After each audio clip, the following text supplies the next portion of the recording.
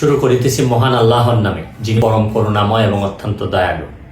আপনারা যারা আমার ফ্রেন্ড ফলোয়ার আছেন, বিভিন্ন সময় বিভিন্নভাবে আমার উপর কষ্ট পেয়েছেন, তাদের উদ্দেশ্যে একজন সাবেক এমপি হিসাবে আমি দুটি কথা বলতে চাই।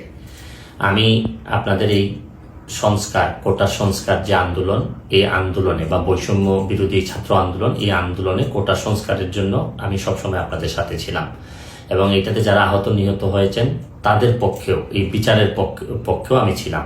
কিন্তু আমার ব্যর্থতা হচ্ছে কি, আমি আপনাদেরকে বুঝাইতে পারি নাই। এটার জন্য আমি সম্পূর্ণ ব্যর্থ হয়েছি এবং আমি এই ব্যর্থ হওয়ার জন্য আমার যারা ফলোয়ার আছেন, যারা আমাকে নিয়ে প্রত্যাশা করেছেন, সবার কাছে আমি দুঃখ প্রকাশ করতেছি। আমি আপনাদেরকে আরেকটি কথা বলতে চাই। এখন যে কাঠামোগত সংস্কার আপনারা চাচ্ছেন, দেখেন এই সংস্কারের জন্য আমি বহু বছর আগে থেকে কাজ করে যাচ্ছি। আপনারা দেখেন এই দুর্নীতির বিরুদ্ধে যুদ্ধ গত 15 বছরে আপনারা যে 2-3 জন মানুষ দুর্নীতির বিরুদ্ধে সোচ্চার ছিলেন, এর মধ্যে হয়তো আমাকে একজন আপনারা পাবেন। আপনারা জানেন যে আমি এস আলমের বিরুদ্ধে নিজে বাদী হয়ে মামলা করছি টাকা পাচারের জন্য।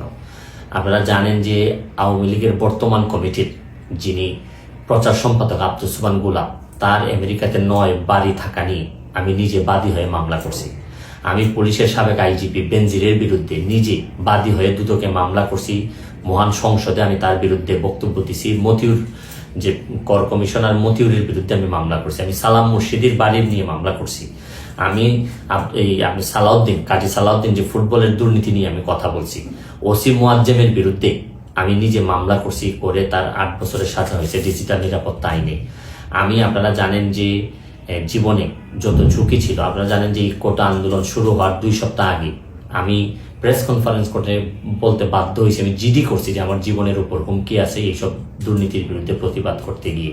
সুতরাং আমি এই যুদ্ধে সবসময় চেষ্টা করছি।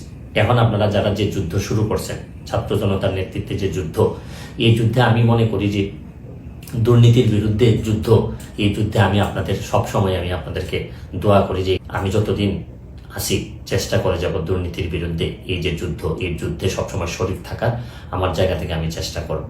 এই বলে আজকের মতো বিদায় নিচ্ছি। ভালো থাকুক আমার বাংলাদেশ, ভালো থাকুন সবাই। ধন্যবাদ।